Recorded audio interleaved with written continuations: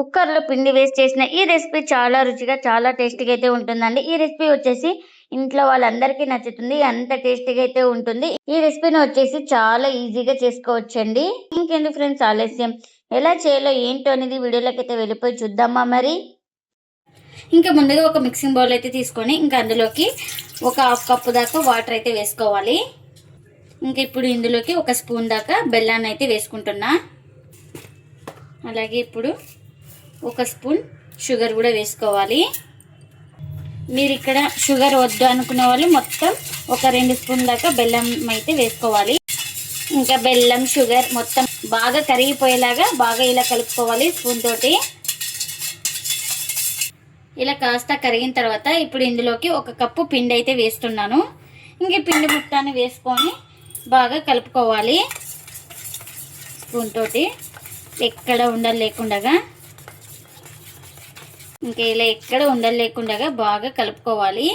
ఈ విధంగా అయితే ఉండాలి. ఇప్పుడు దీన్ని ఇప్పుడు ఇలాంటి ఒక కుక్కర్ అయితే తీసుకొని మనం ముందుగా కలిపి పెట్టుకున్నాం కదా ఈ మిశ్రమాన్ని ఇంకా ఇందులోకి అయితే వేసుకోవాలి. ఇంకా ఇప్పుడు ఈ కుక్కర్ని స్టవ్ మీద అయితే ఇలా పెట్టేసుకోవాలి. ఇంకా మనం దీన్ని కలుపుతూ దగ్గర పడే వరకు అయితే ఉడికించుకోవాలి. ఇంకా ఇలా స్లిమ్లోనే పెట్టుకొని ఉడికించుకోవాలి. చూడండి, ఇలా దగ్గర పడే వరకు అయితే ఉడికించుకోవాలి. ఇదైతే ఇంకా పర్ఫెక్ట్గా ఉడికిపోయిన మనకు స్టవ్ అయితే ఆఫ్ చేసుకొని పూర్తిగా చల్లారనివ్వాలి. ఇంకా ఇప్పుడు పూర్తిగా చల్లారిన తర్వాత అయితే చూపిస్తున్నాను చూడండి. ఇలా బాగా స్మాష్ చేసుకోవాలి. మనకు పిండి ఏమైనా కాస్త గట్టిగా అనిపిస్తే కాస్త వేడి నీళ్ళు అయితే వేసుకొని పిండిని సాఫ్ట్గా కలుపుకోండి. చపాతీ పిండి ఎలా ఉంటుందో అలా సాఫ్ట్గా వచ్చే వరకు అయితే కలుపుకోవాలి. నాకు ఇక్కడ ఇంకా పర్ఫెక్ట్గా అయితే పిండి చూడండి సాఫ్ట్గా ఉంది కదా. ఇంకా ఇలా 1 నిమిషం పాటు బాగా కలుపుకున్న తర్వాత ఇప్పుడు మనకు ఏ సైజ్ కావాలో ఆ సైజ్ పిండి ముద్దనైతే తీసుకోవాలి. నేను ఇక్కడ చూపిస్తున్నాను కదా ఈ సైజ్ అయితే పిండి ముద్దనైతే తీసుకున్నాను. ఇలా రౌండ్గా చేసుకోవాలి, ఎక్కడ క్రాక్స్ లేకుండా. ఇప్పుడు దీన్ని ఒక ప్లేట్లోకి అయితే తీసుకుంటున్నా. ఇంకా మనకు ఎన్ని అయితే అన్నీ ఇలానే చుట్టేసుకోవాలి.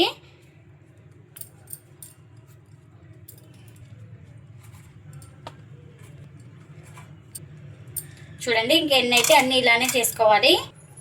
ఇంకా మనం ఏ దాని మీద చేస్తున్నామో దానికి కాస్త ఇలా ఆయిల్ అయితే అప్లై చేసుకోవాలి. ఆయిల్ కానీ బటర్ కానీ గీ కానీ ఏదైనా అప్లై చేసుకోవచ్చు. ఇంకా ఇప్పుడు ఒక పిండి ముద్దనైతే తీసుకొని ఇంకా ఇలా రుద్దుకోవాలి కర్రతో. మనం చపాతీ ఎలా రుద్దుకుంటున్నామో సేమ్ అలానే రుద్దుకోవాలి. అంత మందంగా లేదు, అంత పలచగా లేదు, మీడియం సైజ్ అయితే రుద్దుకోవాలి. ఇంకా చూడండి ఈ విధంగా అయితే రుద్దుకోవాలి. ఇప్పుడు దీన్ని ఇంకా ఒక ప్లేట్లోకి అయితే తీసుకుంటున్నా. ఇంకా మరొక పిండి ముద్దను కూడా సేమ్ ఇలానే రుద్దుకోవాలి.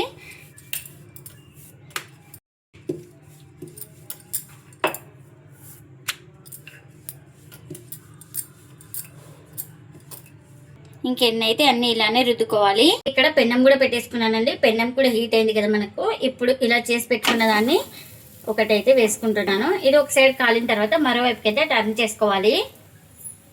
ఇంకా ఇలా ఒక సైడ్ కాలిన తర్వాత ఇలా మరో వైపుకి అయితే టర్న్ చేసుకొని ఇంకా నేను ఇక్కడ నెయ్యి అయితే వేసుకొని కాల్చుకుంటున్నాను. ఇంకా ఇక్కడ నెయ్యి మొత్తం ఇలా అప్లై చేసుకోవాలి.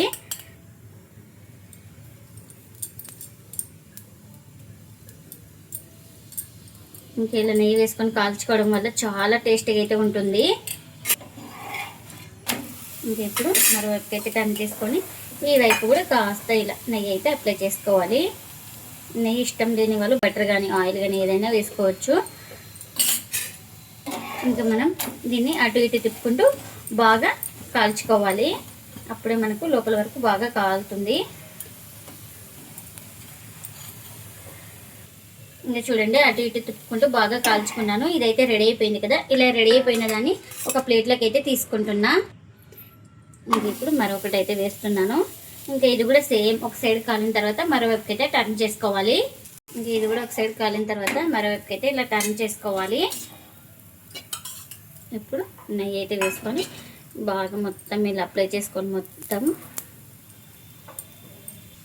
ఈ రెసిపీకి వచ్చేసి నెయ్యి వేసుకొని కాల్చుకోవడం వల్ల చాలా టేస్టీగా అయితే ఉంటుందండి. ఎవరికైనా నెయ్యి అయితే చాలా మంచిది కదా, పిల్లలు కానీ పెద్దలు కానీ ఎవరైనా ఇష్టంగా తింటారు ఇలా చేసి పెడితే ఈ రెసిపీని.